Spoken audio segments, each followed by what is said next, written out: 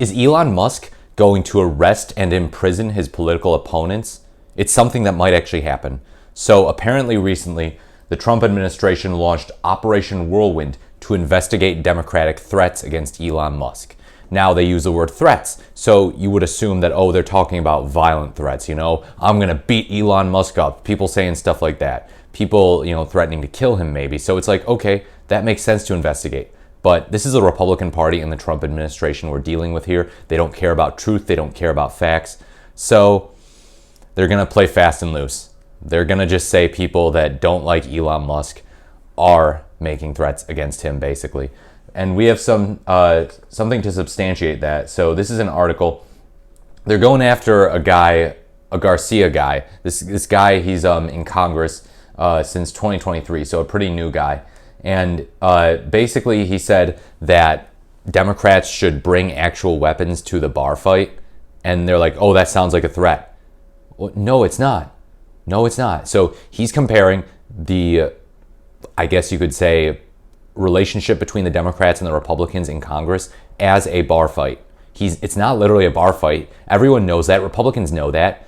And so when he's saying actual weapons, he's like, okay, it's time to get serious. The Republicans, they're sharp. They're with it. They're ready to stand up for their values. They're ready to punch Democrats in the face. They're ready to get aggressive. I mean, they basically have no principles. They just care about winning. They don't care about hypocrisy. Very many of them do not care about hypocrisy at all. And so he's saying, Democrats, let's get our acts together. Let's get serious. Let's fight them on their level, because they're the ones who have brought actual weapons to the bar fight, the Republicans. And the Democrats are saying, well, look, Rule 19A46 says that you're actually not allowed to bring weapons to a bar fight. You have to use your fists, so you're violating the rules. And then the Republicans, knock the crap out of them with their weapons. So yeah, this is not something that you should be investigating someone for.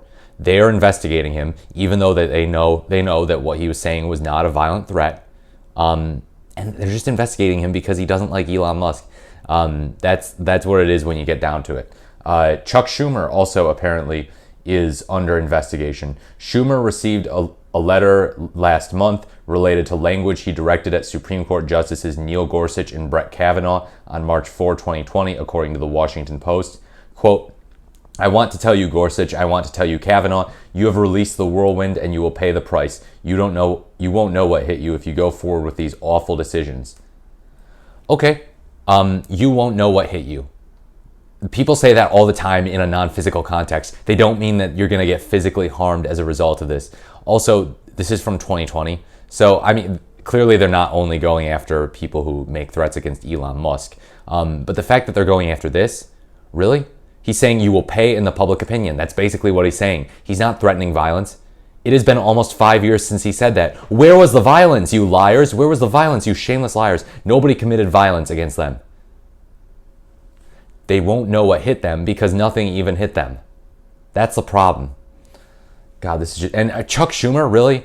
Who on earth is scared of Chuck Schumer? Who on earth thinks that they would lose to Chuck Schumer in a fight? Who on earth is scared of that old man?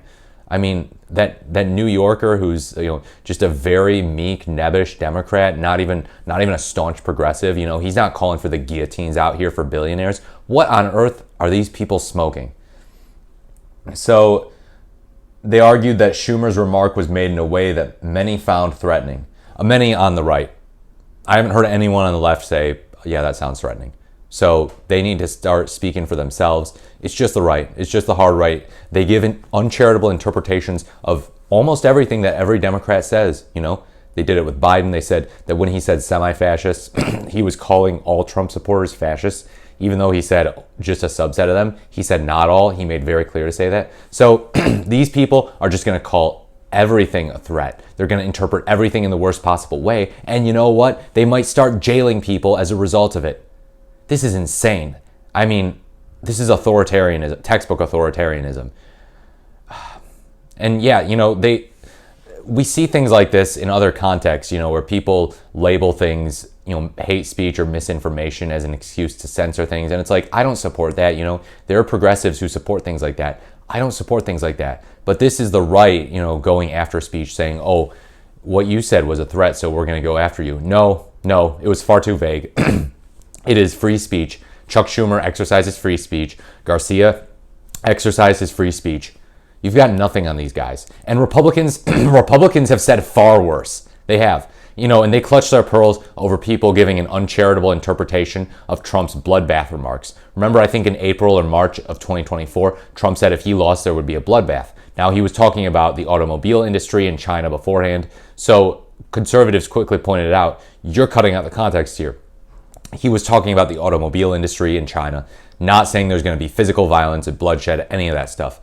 But then Democrats pointed out that he said it won't be the least of it, or that'll be the least of it. So Trump's remark is actually more unambiguously sounding violent than Chuck Schumer's or Garcia's.